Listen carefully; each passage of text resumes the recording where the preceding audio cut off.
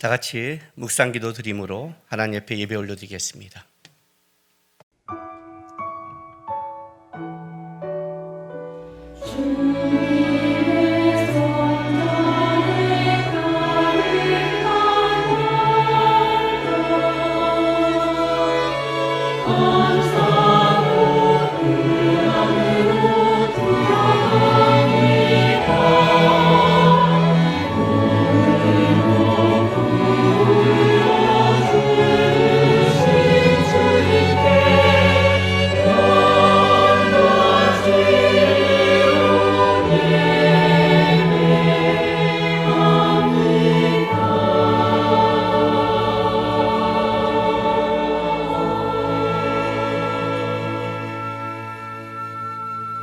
너희 권능 있는 자들아, 영광과 능력을 여호와께 돌리고 돌릴지어다. 여호와께 그의 이름에 합당한 영광을 돌리며 거룩한 옷을 입고 여호와께 예배할지어다. 아멘. 모든 영광과 찬송을 받으시기에 합당하신 우리 아버지 하나님, 오늘도 우리가 예배하며 그 하나님을 바라봅니다. 하나님, 우리의 삶, 우리의 묶여있는 것, 그걸 넘어서서 우리를 끌어가시고 우리의 함께 하시는 그 영광스러운 하나님 바라보면서 오늘 우리의 상태에 묶이지 않고 우리 주를 찬송하고 예배하며 높이는 예배가 될 수 있도록 인도하시고 역사하여 주시옵소서. 이제 사랑하는 성도들이 주 앞에 드리는 우리의 신앙 고백을 기쁘게 받아 주시옵소서. 전능하사 천지를 만드신 하나님 아버지를 내가 믿사오며 그 외아들 우리 주 예수 그리스도를 믿사오니 이는 성령으로 잉태하사 동정녀 마리에게 나시고 본디오 빌라도에게 고난을 받으사 십자가에 못 박혀 죽으시고 장사한 지 4일 만에 죽은 자 가운데서 다시 살아나시며 하늘에 오르사 전능하신 하나님 우편에 앉아 계시다가 저리로서 산 자와 죽은 자를 심판하러 오시리라. 성령을 믿사오며 거룩한 공회와 성도가 서로 교통하는 것과 죄를 사여 주시는 것과 몸이 다시 사는 것과 영원히 사는 것을 믿사옵나이다. 아멘.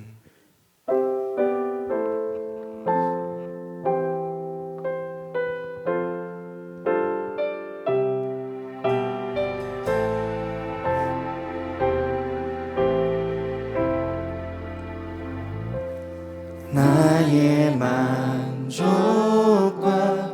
유익을 위해 가지려 했던 세상 일들 이제 모두 다 해로 여기고 주님을 위해 다 버리네. 나의 만족과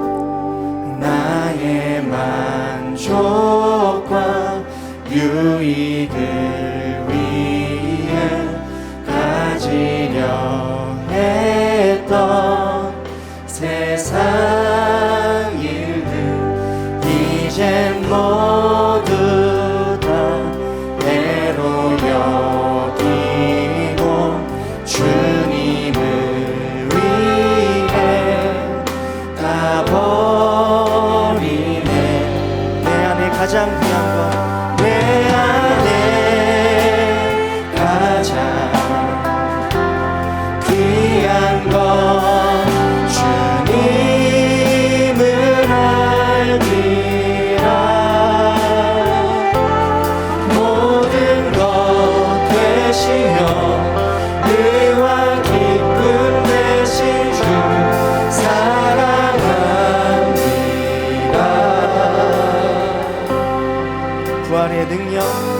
부활의 능력 체험하면서 주의 고난에 동참하고 주의 주듯이 오늘 받아서 그의 생명에 장애하네. 내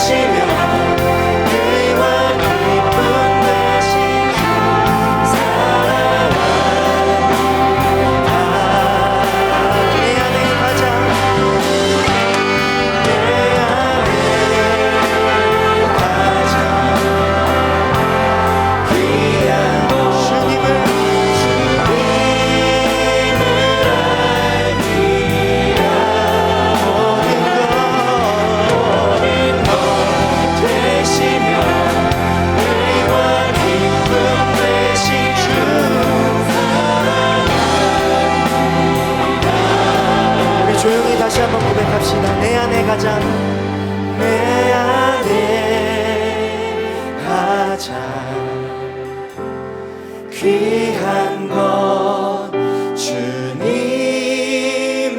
알미라. 모든 것 되시며 의와 기쁨 되시며 모든 것 되시며 모든 것 되시며 의와 기쁨 되신 주 모든 것 되시며 의와 기쁨 되신 주 사랑합니다.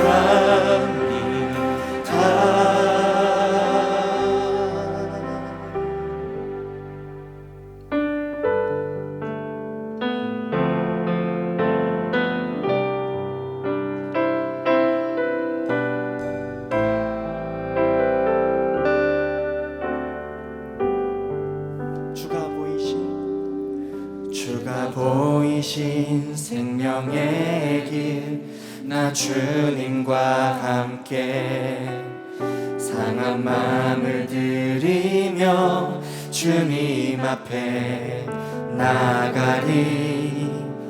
나의 의로움이 되신 주, 그 이름 예수. 나의 길이 되신 이름 예수. 나의 길 오직 그가 하시나니.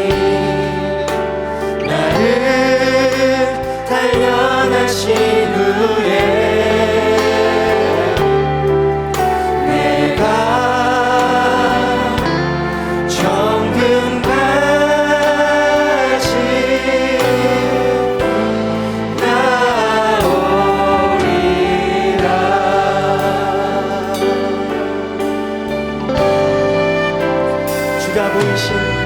주가 보이신 생명의 길, 나 주님과 함께 상한 마음을 들이며 주님 앞에 나가리. 나의 의로움이 되신 주, 의로움이 되신 주, 그 이름 나의 길이 되신, 나의 길이 되신 이름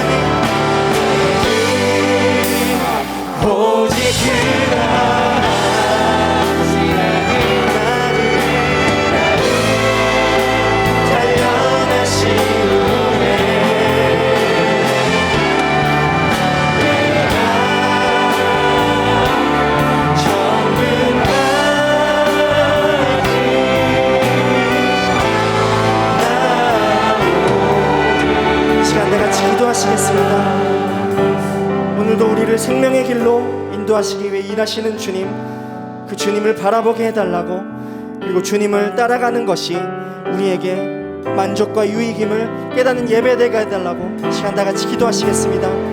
주님 감사합니다. 우리를 도와주시고 우리를 사랑으로 나에게 사랑해 주시고 감사합니다.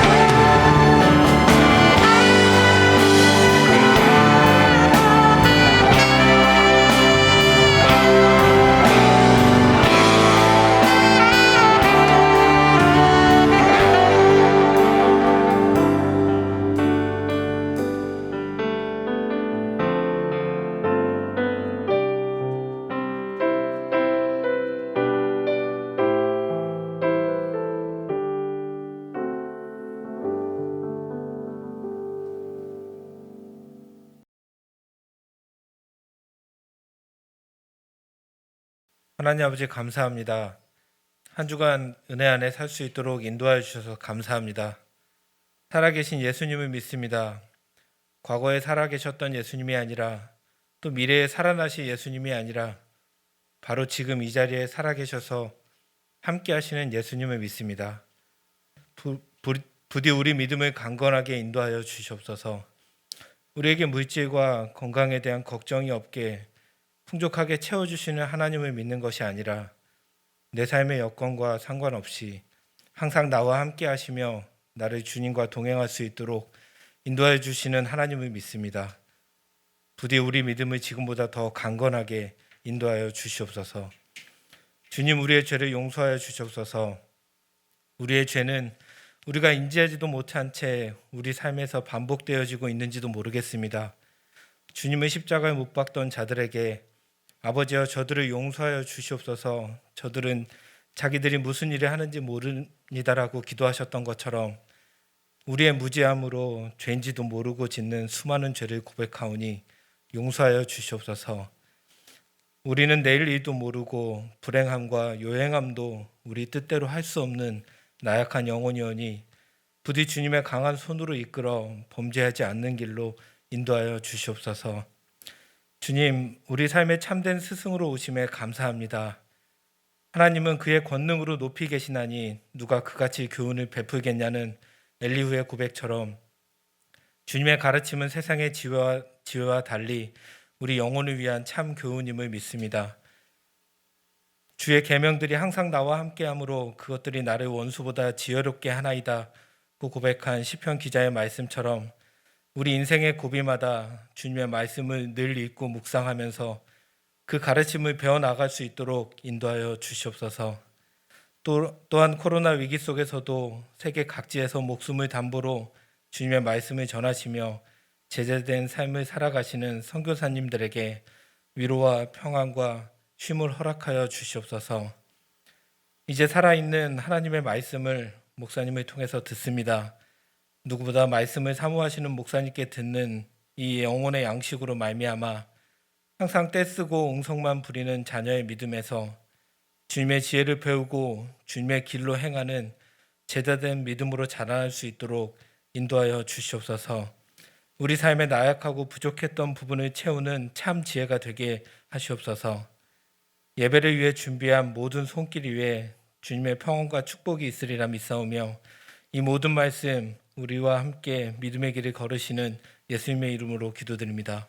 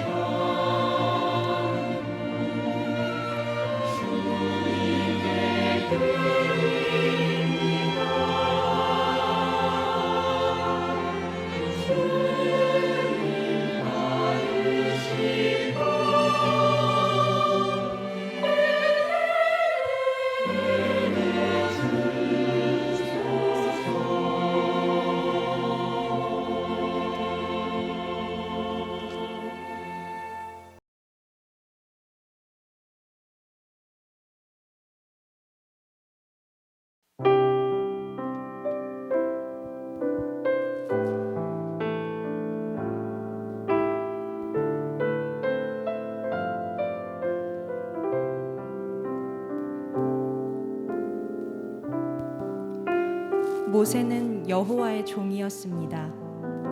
눈의 아들 여호수아는 모세의 보좌관이었는데 모세가 죽은 후에 여호와께서 여호수아에게 말씀하셨습니다. 내 종 모세는 죽었다. 이제 너는 모든 백성을 이끌고 요단강을 건너가 내가 너희 이스라엘 자손에게 주는 땅으로 가거라. 나는 이 땅을 너희에게 주기로 모세와 약속했다. 나는 너희 발바닥이 닿는 곳마다 그곳을 너희에게 줄 것이다. 남쪽의 광야에서부터 북쪽의 레바논에 이르기까지 그 모든 땅을 너희가 가지게 될 것이다. 저 동쪽의 큰 강 유프라테스에서부터 서쪽의 지중해에 이르는 모든 땅을 너희가 차지하게 될 것이다. 햇사람들의 땅도 너희의 것이 될 것이다.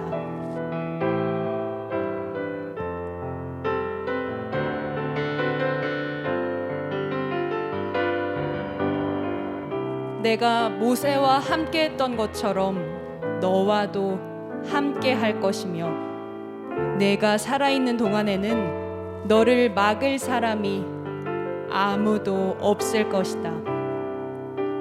나는 너를 떠나지 않을 것이며 결코 너를 홀로 내버려 두지 않을 것이다. 너는 힘을 내고 용기를 가져라. 장차 너는 백성을 이끌고 그 땅을 차지하게 될 것이다. 그 땅은 내가 이 백성의 조상에게 주기로 약속했던 땅이다.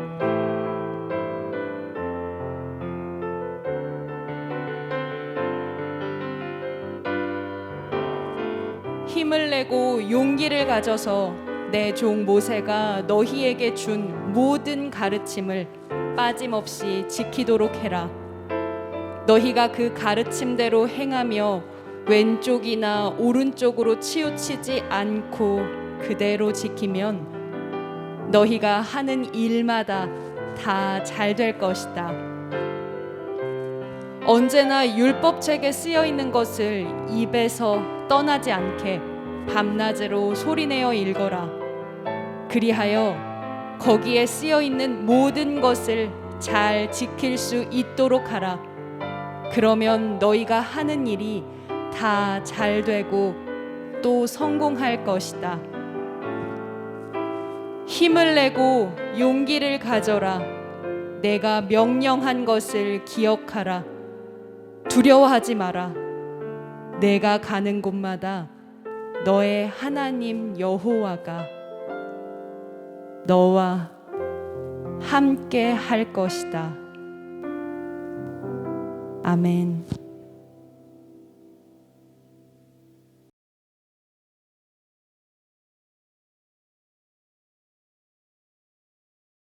기도하겠습니다. 거룩하신 아버지 하나님 감사합니다. 오늘도 예배할 수 있는 이 특권을 주셔서 감사드립니다. 예배 가운데 하나님의 말씀을 듣습니다. 깨닫게 도와주시고 하나님의 말씀을 닮아가는 삶 되게 인도하여 주옵소서. 또한 이 시간 성도들이 주 앞에 드린 예물을 위해서도 기도합니다. 감사하는 마음으로 또 주께서 주신 것을 알기에 주 앞에 정성을 다해 드렸습니다. 기쁘게 받아주시고 여전히 어려운 세상 속에 우리 성도들 땀 흘려 살아가야 되는데 하나님 도와주셔서 영육 간에 열매 맺을 수 있도록 축복하시고 인도하여 주시옵소서. 감사하며 예수님의 이름으로 기도했습니다. 아멘. 하나님의 말씀 보겠습니다.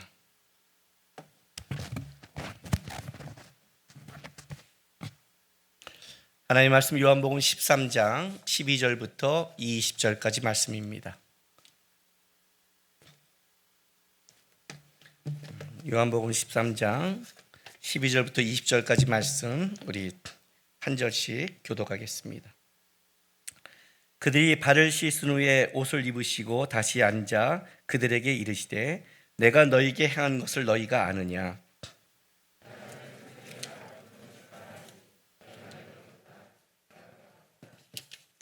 내가 주와 또는 선생이 되어 너희 발을 씻었으니 너희도 서로 발을 씻어주는 것이 옳으니라.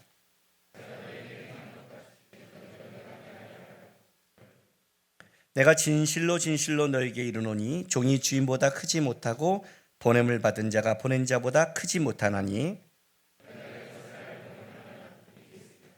내가 너희 모두를 가리켜 말한 것이 아니니라. 나는 내가 택한 자들이 누구인지 알미라. 그러나 내 떡을 먹는 자가 내게 발꿈치를 들었다 한 성경을 응하게 하려는 것이니라.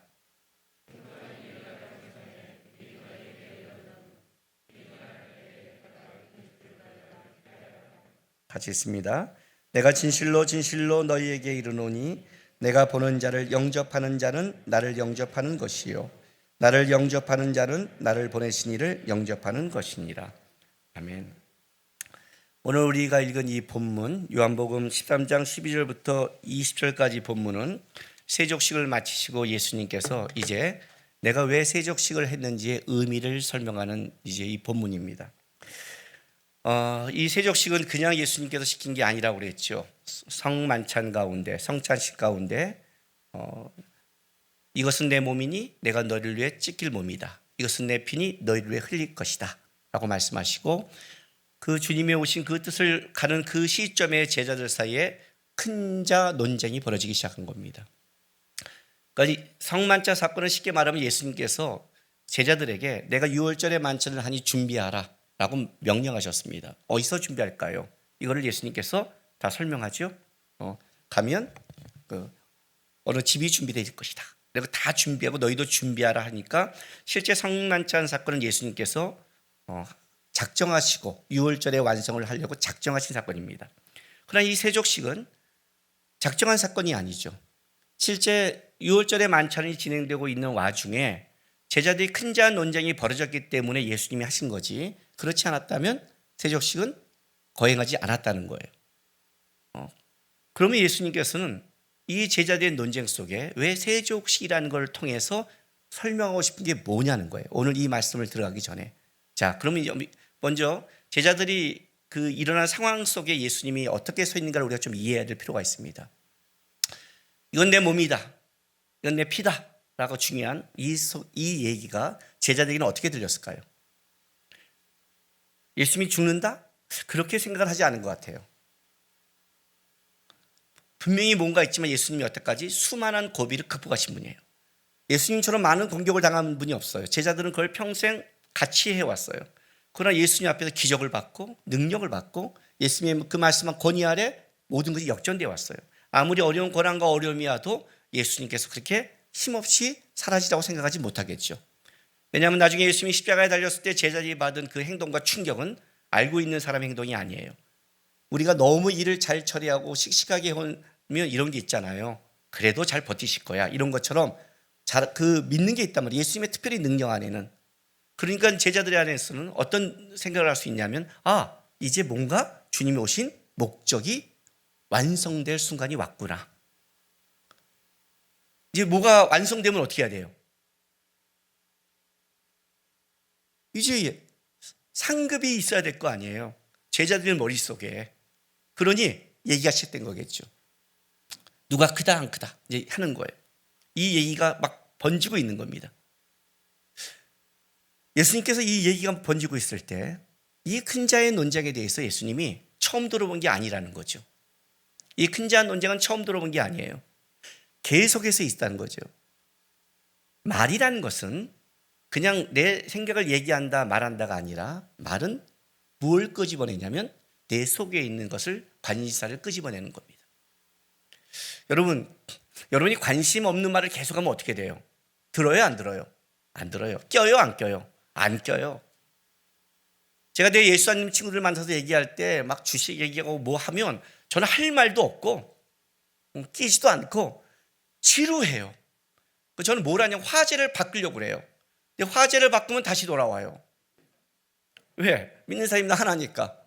뭐 걔네들이 나와 뭐 하겠어. 내가 괜히 잘못해서 교회 얘기를 화제 돌렸다가는 교회에 몰매 맞고 공격을 시작해요. 그래서 싸움 나요. 그냥 가만히 다무는 게 좋고. 그러면 세상 사람 얘기하는 게 다 뭐냐면 뭐 주식, 집, 아이들 문제 다 이런 거라는 거죠. 우리는 기독교인들도 모여서 샘터에 모임을 가져요. 근데 우리도 그런 얘기 하잖아요. 근데 그들과 우리의 차이는 뭐예요? 우리는 거기서 누구에게 가요? 주님께 가요. 이 말 하는데 눈이 껌뻑이면서 우리 센터는 아닌데 그러면 회개하셔야 돼요. 근데 기도해라, 그것만 얘기하면 안 된다라고 아무리 가르쳐도 왜 그 얘기를 하면 귀가 쫑긋할까요? 왜 아이를 낳은 사람들은 다 교육에 쫑긋할까요? 관심사니까. 관심사가 온 거는 넘어갈 수 없는 거예요. 제자들끼리 논쟁이 벌어졌다는 건 뭐냐면 이거는 제자들의 다 관심사가 됐다는 거죠. 그냥이 아니라 어떤 한 제자가 나는 크고자 해 이렇게 말했다면 관심이 없다면 딱 쳐다볼 거 아니에요. 그래 너 커? 너 가져? 너 짱? 그러면 얘는 바보 되고 끝나는 거예요. 그런데 이 얘기가 논쟁이 됐다는 것은 예수님을 따라간 제자들 속에 머릿속에 관심사가 뭐냐? 예수를 쫓는 거였느냐? 무슨 예수를 쫓는 거죠. 그들이 100% 틀렸냐? 아니죠. 예수님도 인정했으니까. 한 사람을 제하고는 그래도 11명은 분명히 예수에 대한 진심과 쫓는 게 있지만 그러나 그들의 관심사는 예수가 임했을 때 예수의 영광 속에 자기가 큰 자와 옆에 우편과 왼편에 갖고 게 모두의 관심사였다는 거예요. 이 얘기가 계속해서 진행해 왔어요. 계속해서. 이 마태복음 18장에 보면 이들이 얼마나 이거에 대해 관심이 컸냐면 찾아볼까요 한번?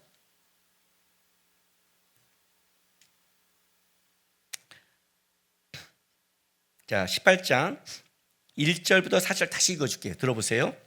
그때 제자들이 예수께 나와 이르되 천국에서 누가 크니이까? 예수께서 한 어린아이를 불러 그들 가운데 세우시고 이르시되 진실로 너희에게 이르노니 너희가 돌이켜 어린아이들과 같이 되지 아니하면 결단코 천국에 들어가지 못하리라.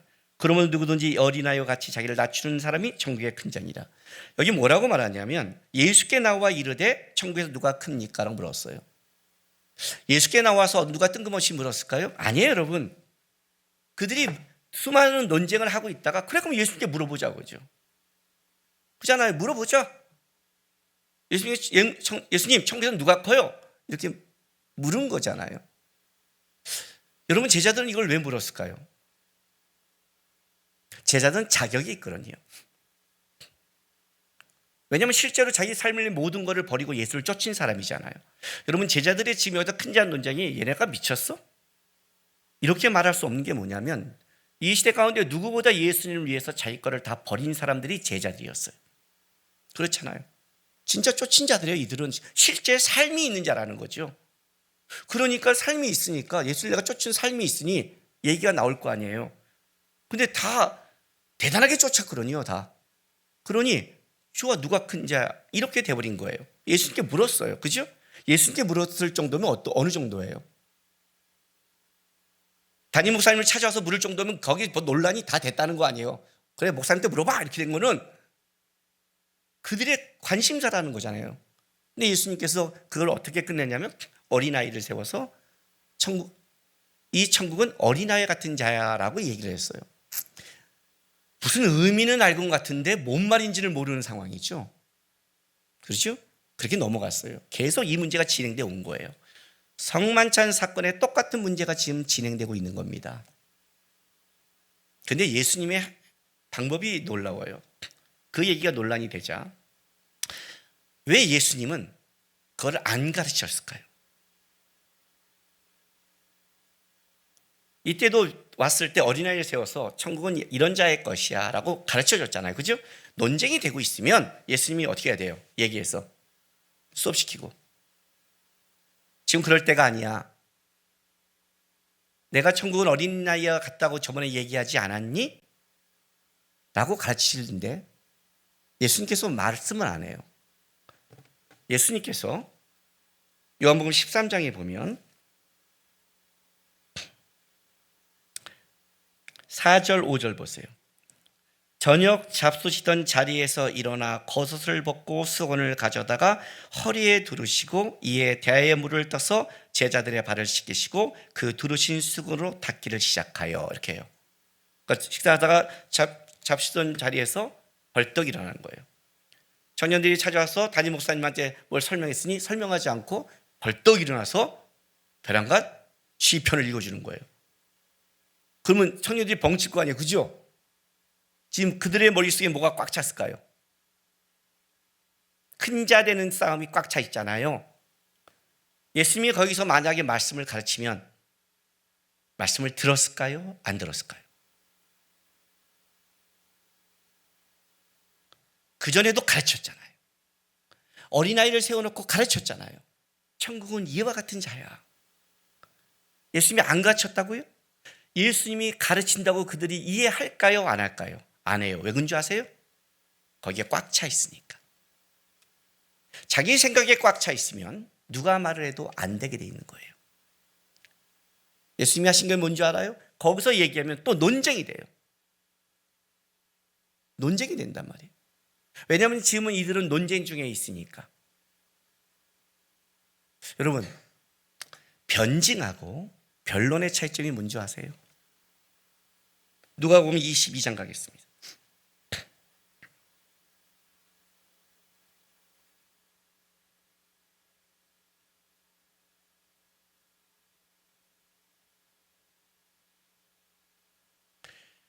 (22장 24절부터 27절) 보세요.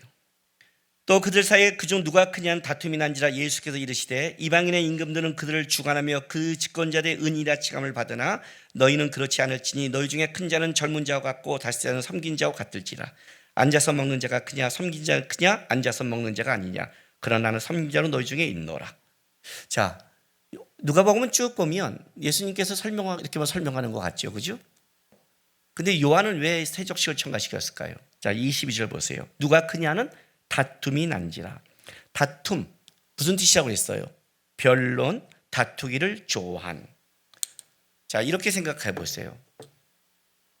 이들은 이 얘기를 하기를 좋아했어요.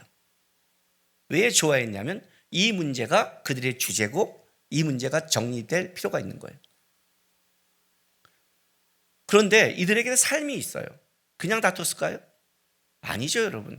예수님 나라에 이럴 때 얘기가 관심 있는 자는 얘기를 시작하잖아요. 그렇죠? 누군가가 시작했을 거 아니에요. 누군가가. 가장 마음이 급한 자가. 그런데 그 얘기가 다 휩쓸렸다는 건 다 관심이 있다는 거잖아요. 자, 누가 얘기했을까요? 그러나 누가 얘기했던 제자들은 한마디씩 다 할 수 있어요. 왜? 모든 걸 쫓았으니까. 예를 들까요? 마태는 뭐라 했을까요? 내가 얼마를 포기한 줄 알아? 세리 마태예요? 그냥 마태가 아니라 세리 마태예요. 당시에 세리라면 돈이 어마어마하게 많았어요. 내가 지금 얼마를 다 포기하고 쫓은 줄 알아? 그 부자 처녀 못 봤어? 전재산 바치라니까 돌아갔잖아. 쉬운 게 아니야. 난 전재산 바친 사람이야. 마태는 당당할 거 아니에요. 예수님의 제자 중에 열심당 시몬이라고 있어요. 열심당은 뭐냐면 예수님이 오실 때 4개의 당이 있었어요. 바리새인, 사두개인, 그리고 그중에 셀롯이라는 열심당이 있어요. 그 다음에 경건파 에스테네파가 있고, 그 열심당은 뭐냐면 힘과 폭력으로 이스라엘을 회복시키겠다는 자예요. 거기서 예수님이 제자가 됐어요. 야, 내가 거기서 여기 왔을 때 목숨을 걸었어. 걔는 날 많이 오면 배신자로 여겼을 거야. 내가 칼로 이스라엘의 이 정복을 총으로 하려다가 예수님 만나고 쫓아온 사람이야. 내가 그때 그냥 온 줄 목숨을 걸었어. 니네는 생명의 위기 겪었어. 기껏해야 넌 돈 버렸잖아. 말 못할 것 같아요? 베드로는 뭔 소리야, 내가 맨 처음에 쫓았어. 내가 쫓은 걸 보고 했잖아. 요한은 나는 아버지까지 버렸어. 그때 옆에. 할 말 없을 것 같아요, 여러분. 그지 않아요? 이들은 모두 할 말이 있는 사람이에요. 왜? 진짜로 모든 걸 버리고 쫓은 자라니까요. 그러니 얼마나 말이 많겠어요. 할 얘기도 많고.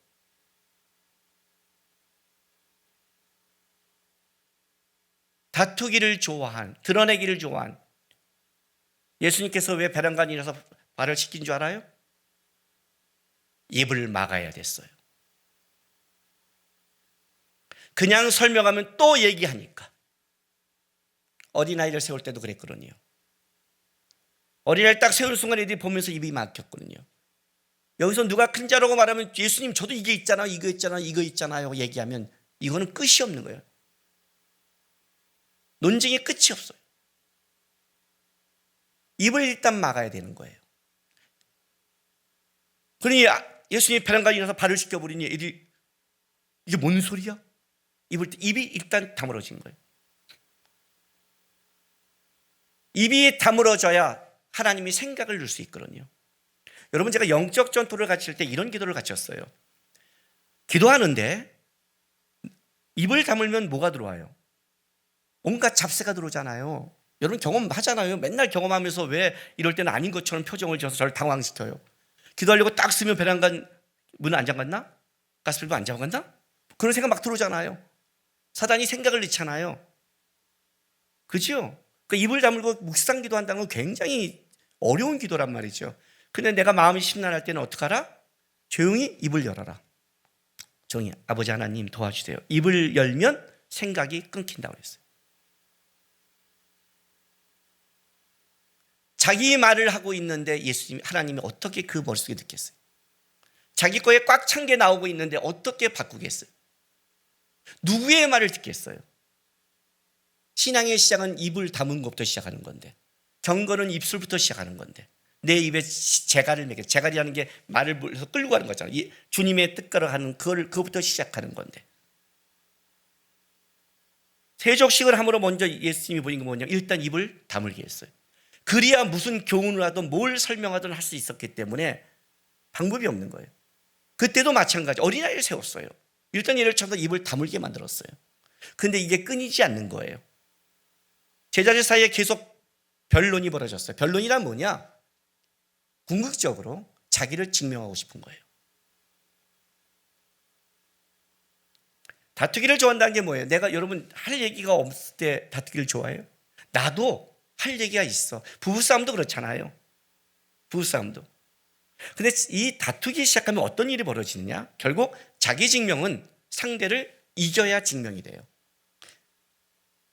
이 부부들이 와서 상담할 때요, 우리 남편이 이렇게 잘못했어요. 근데 제가 반응을, 뭘 그 정도 갖고 그래? 그러면 어떻게 되는 줄 알아요? 그 정도가 아니라고요.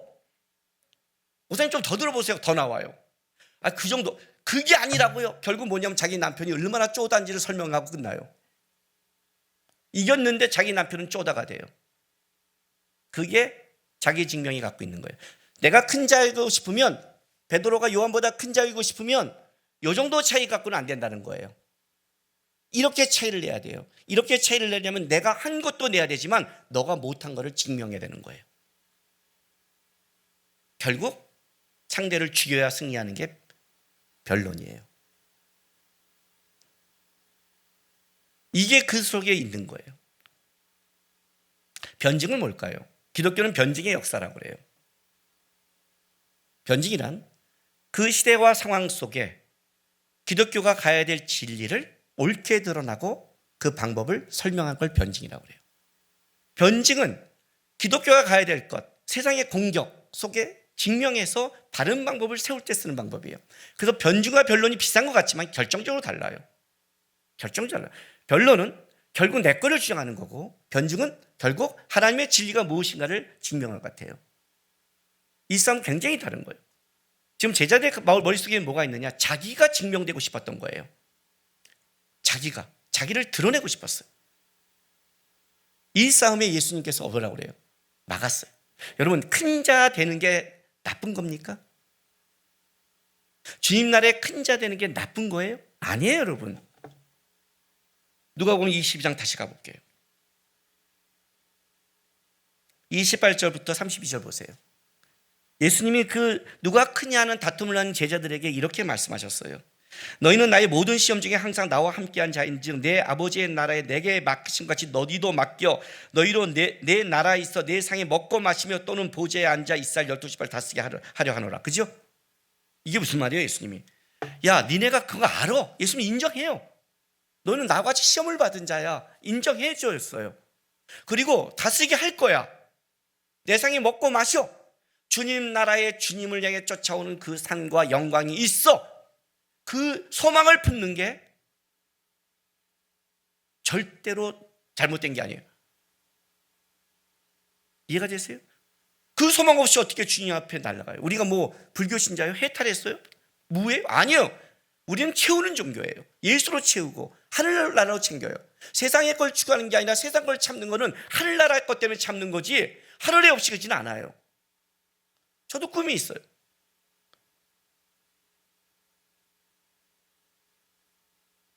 목사로 목회하면서 교회 3,000명, 5,000명 만들고 싶지 않은 목사가 있을까요? 에이, 없어요. 있어요. 저도 잘하면 왜 그게 없겠어요? 왜 내려놨을까요? 더 꿈을 꿨으니까. 시국에 가서 가정교회 지도에게 성경을 갖췄는데 그때 선교사님의 말 한마디를 갖고 돌아오면서 여기 몇십 명 가르친 것 같지만 이들을 통해 수백만 명에게 복음이 갈 겁니다. 그 말을 통해서 내 눈에 보이는 게 목회가 아니라 하나님의 나라의 크기는 다르구나. 나는 천국에 가서 이 땅의 열매가 아니라 하나님 앞에서 열매를 보고 싶다. 왜 내가 젊은 세대에게 말씀을 전하는데 하나의 비전을 가졌을까요? 천국에서 젊은 세대 중에 하나님의 말씀의 사람이 일어나면 예수님 옆에서 주님 그때 말씀 뿌려진 자예요 하고는 그때 천국에서조차도 같이 그 열매를 보고 싶은 큰 소망이 있으니까, 하나님 앞에 그렇게 달려가고 싶은 게 있으니까 내가 이 땅에서 3,000명 이상 교회를 포기한 거.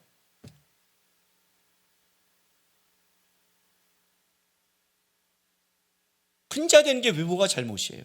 주님 앞에 크고자 하는 게 무슨 잘못이에요? 방법이 잘못이라는 거예요. 그 얘기를 지금 하고 싶은 거예요. 그러니 세속식을 하는 거란 말이에요. 이제 설명하기 전에 방법을 보여줘야 이해를 하니까. 그거는 세상 사람이 하는 방법이다. 아무리 그것이 옳아도 세상적인 방법을 하면 안 된다. 기독교인들은. 자, 보세요. 예수님이 이렇게 의미를 설명해요. 13장 가볼게요.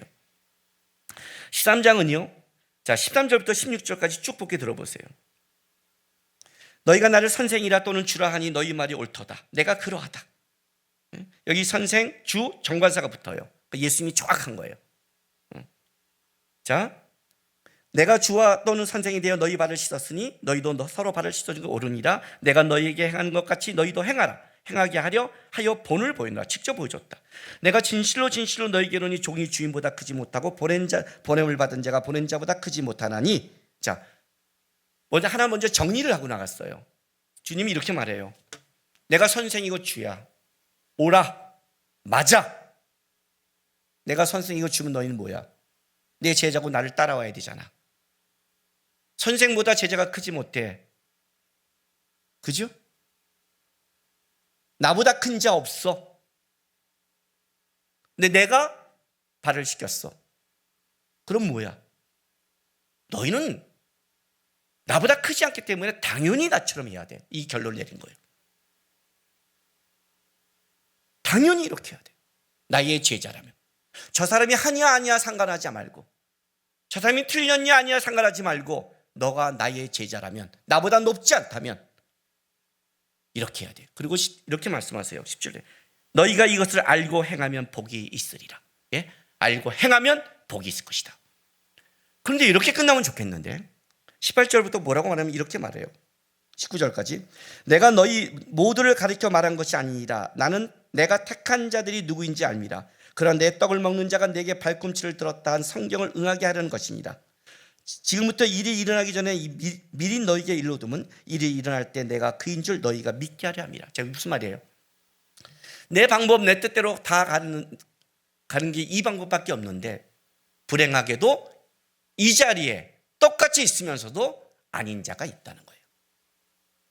아닌 자가 있다. 그 아닌 자는 어떤 걸로 증명하느냐? 18절 말씀이에요. 내 떡을 먹는 자가 내게 발꿈치를 들었다는 성경을 응하게 하려는 것이 아니냐. 자, 시편 41편 9절을 인용한 거예요. 시편 41편 9절 말씀.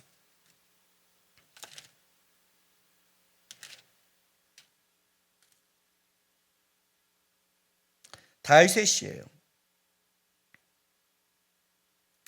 내가 신뢰하여 내 떡을 나눠 먹던 나의 가까운 친구도 나를 대적하여 그의 발꿈치를 들었나이다 하는 다윗의 고백인데, 이것은 사무엘하 15장 12절에 모사 아히도멜이 다윗을 배신할 때, 가장 가깝고 자기의 전략을 모사 아히도멜이 배신했을 때, 그때 다윗이 압살롬에게 편을 들어서 자기를 공격할 때 한 이 본문을 예수님이 그대로 가져온 거예요. 여기 이 표현 발꿈치라는 것은 고대 군동에는 발꿈치나 발바닥이 들어갔다는 경멸의 표시예요. 경멸의 표시. 비열하게 배반했다는 뜻이에요. 누군지는 잘 모르겠죠. 그때는 몰라요. 제자들 가론지단지 몰랐어요. 그런데 이렇게 말해요. 지금은 모르나 이후에는 알 것이다. 뭘로 알아요? 그의 말이 아니라 행함으로 아는 거예요. 내 방법을 따르느냐 안 따르느냐로 증명된 거지 다른 게 없다라고 설명을 해요. 그리고 마지막에 20절에 이렇게 말해요. 내가 진실로 진실로 너에게 이르노니 내가 보낸 자를 영접하는 자는 나를 영접하는 것이요 나를 영접하는 자는 나를 보내신 이를 영접하는 것이니라. 아마 사도 요한이 이 말씀을 기록했을 때는 이제 사도들이 갔을 때 이런 경우가 아마 당했을 거예요. 오늘 이 표현 내가 보낸 자, 이걸 좀 의역해 드리면 내가 보내는 누구든지, 예수가 보낸 누구든지, 어떤 사람인지 예수가 보낸 사람을 영접하지 않으면 예수를 영접하지 않은 것이고, 그를 배반한다면 나를 배반하는 것이다라고 얘기를 해요. 그럼 뭘로 증명하느냐? 말이 아니라 나의 방법이라고 말해요. 이렇게 말하는 거예요. 내 방법대로 순종하지 않으면 그것은 아니다는 거예요. 왜 예수님을 쫓을 때 누구든지 자기를 부인하고 자기 십자가를 지랄까요? 자기 부인이 뭘까요? 이 문제가 결리는 거예요. 우리는 내 방법, 내 뜻, 내 것이 이루어지기를 다 원하잖아요. 창세기 11장에 바벨탑을 쌓은 게 그 문제 아니에요. 우리의 이름을 내는 것, 내 것을 드러내고 싶잖아요. 제자들이 지금 그 문제에 부닥친 거예요. 큰 자 되는 게 나쁜 게 아니고 소망을 가진 게 나쁜 게 아니에요, 여러분. 참된 신앙이라는 것은 뭘로 증명하냐면 예수의 방법을 따르겠다고 그 방법으로 증명되는 것밖에 없다는 거예요. 그 방법은 뭐예요? 오늘 우리 안녕 십자가 기도할 때 이렇게 말했어요. 지금 이 자리에 살아계신 예수님이에요. 우리는 그걸 믿어요. 주님이 살아계시니까, 주님이 통치자니까, 주님은 속지 않으니까.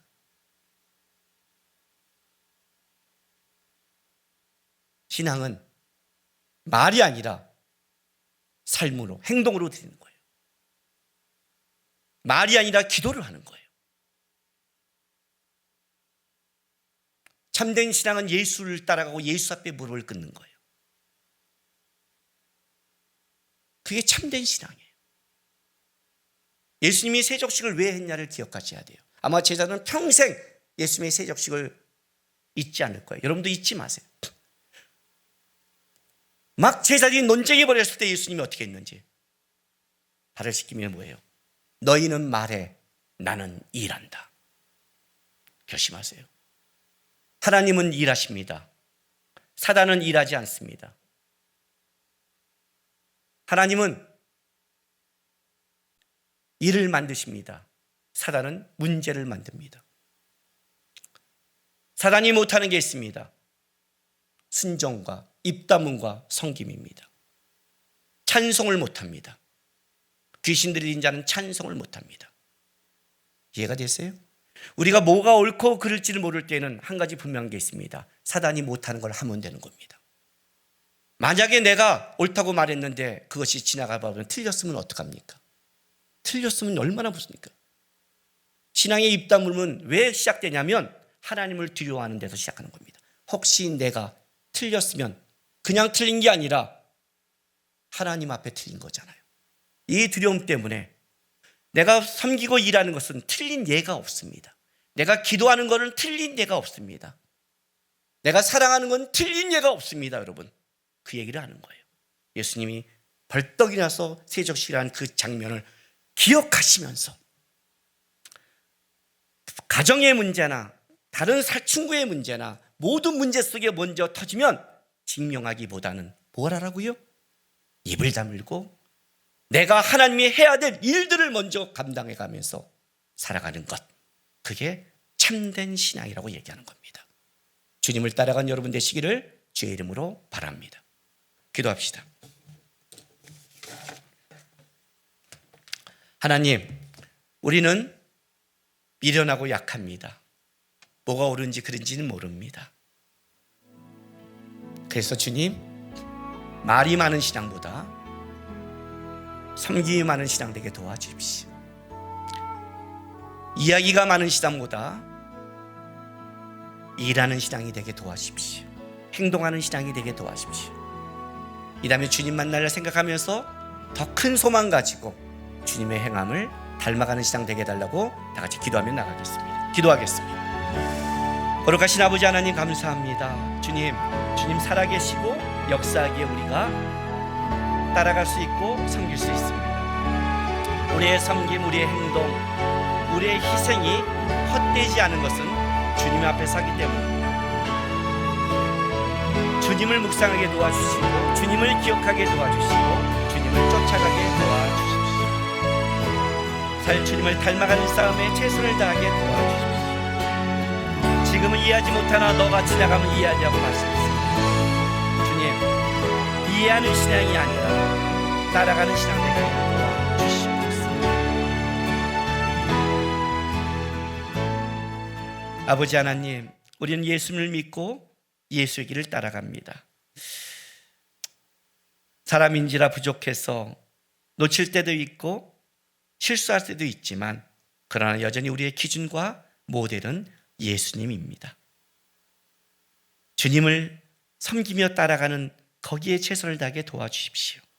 지금은 이해하지 못하지만 나중에 이해한다고 했습니다. 맡겨진 것, 부탁한 것, 삶으로, 행동으로, 섬김으로 살아가서 승리하는 우리 성도되게 축복하여 주옵소서. 예수님의 이름으로 기도했습니다. 광고 드리겠습니다. 오늘은 스승의 주일입니다. 예년에는 교사들과 같이 했는데 코로나 관계로 이렇게 그런 생략하기로 하겠습니다. 그럼에도 여러분들 여러분을 가르치는 교사 또 선생님에 대해서 우리 부모님들은 문자라도 보내시고 감사의 표현이라도 했으면 좋겠습니다. 아셨죠? 네. 유아 세례식이 이번 주까지 있고 다음 주부터는 또 이제 유아 세례식이 이제 없습니다. 그리고 12월 달에 있을 예정입니다. 제한적 현장 예배가 11시에 실시간으로 송출됩니다. 2시 30분에 영상이 홈페이지에 올라가니까 기억해 주시기 바랍니다. 다음 주입니다. 5월 23일 다음 주는 비대면 예배로 드리겠습니다. 다음 주 한 주만. 이번 주에 4월 초팔도 깨어 있고 그래서 한 주만 우리 교회가 좀 비대면 예배로 갈까. 다음 주에 대신 11시에 실시간 예배로 11시에 함께 드릴 것이고, 그리고 2시 반에 똑같이 영상이 업로드 됩니다. 기억해 주시기 바랍니다. 다음 주 5월 23일 교회학교 유치부 초등부 청소년부 예배 영상은 오전 9시에 네이버 카페에 공유됩니다. 네. 5월 수요일에 시겠습니다. 새가족 교육 전반기 교육을 하려고 합니다. 근데 우리가 교회가 새가족 교육이 4번에 걸쳐 하는데 그렇게 할 수 없으니까 6월 19일 토요일 날 하루에 걸쳐서 하려고 합니다. 시간은 오후 1시에 할지 2시에 할지 이건 좀 정해서 다시 구체적으로 할 테니까 등록을 원하시는 분들은 6월 19일 토요일 시간을 좀 약속을 미리 잡지 마시기 바랍니다. 문의는 김승원 목사한테 하면 되겠습니다. 주차팀에서 할 봉사자를 모집합니다. 여러분 계속 모집 공고가 나오는데 섬기십시오. 섬겨서 후회할 일은 없습니다. 하나님 앞에 봉사해서 후회할 일은 없습니다. 지나가고 나면 잘했다는 것이 행동하는 거고 섬기는 겁니다. 그래서 면허 운전 못해도 되니까 남녀 관계없으니까 해주시고요. 또 코로나 바이러스 힘든 기간이지만 여기 방역 봉사 좀 참여해 주시기 바랍니다. 어저께 와서 예배팀 준비하고 또 7월 달에 창립주일 때문에 우리 악기팀도 준비하고 하루 종일 준비합니다. 준비하는데 녹음도 하고 뭐도 하는데 보통 때 마치고 하면 되는데 훨씬 더 일이 많습니다. 훨씬 일이 몇 배가 많습니다. 누군가의 땀과 헌신과 희생 속에 교회는 세워가는 겁니다. 그러니까 여러분 같이 봉사하고 참여자가 됐으면 좋겠습니다. 예, 꼭 참여해 주시고 김보영 성도, 김은 성도가 5월 13일 목요일 아들을 출산했습니다. 아시는 분들 축하해 주시기 바랍니다. 우리 정요셉 성도입니다. 예배 인도할 때 기타 치고 이렇게 인도하는 자가 정요셉 성도인데 우리 자식 성도 정요셉 성도 모친이 어저께 별세해서 지금 내일 발인입니다. 아시는 분들 가서 위로해 주시기 부탁드리겠습니다. 누가 저한테 묻더라고요. 목사님 진짜 하나님의 지원운동 그 책 써내요? 그래요. 아니 광고했는데 진짜로 그러면 어떻게 해요?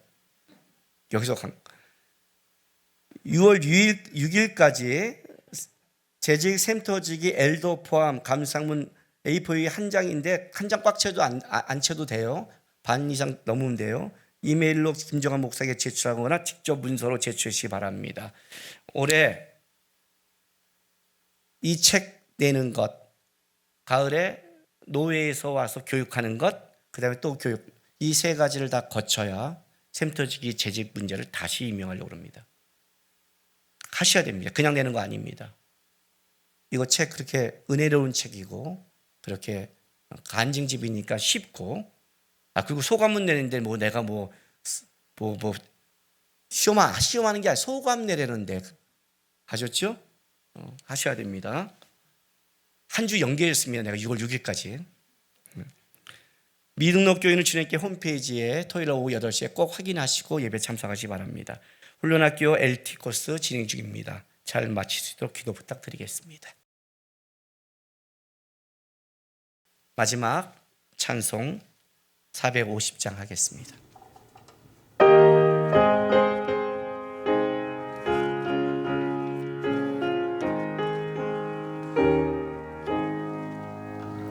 내 평생 소원이 높은 주의 일하다가 이 세상이 변하는 날 주 앞에 가리라. 꿈같이 헛된 세상이 취할 것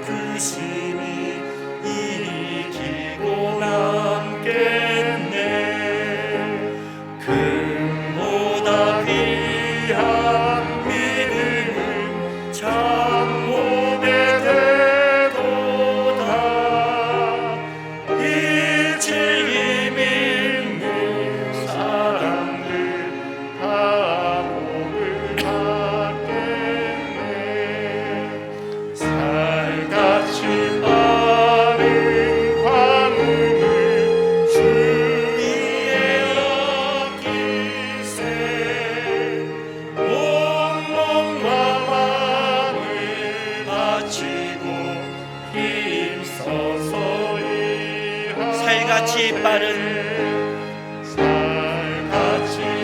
광음을 주위에 아끼세. 온몸과 맘을 바치고 힘써서 일하세.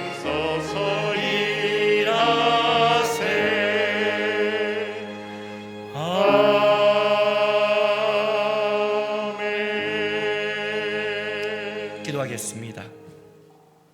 사랑하는 주님의 교회 성도 여러분, 여러분은 다시 여러분의 삶의 자리로 보내심을 받게 되었습니다.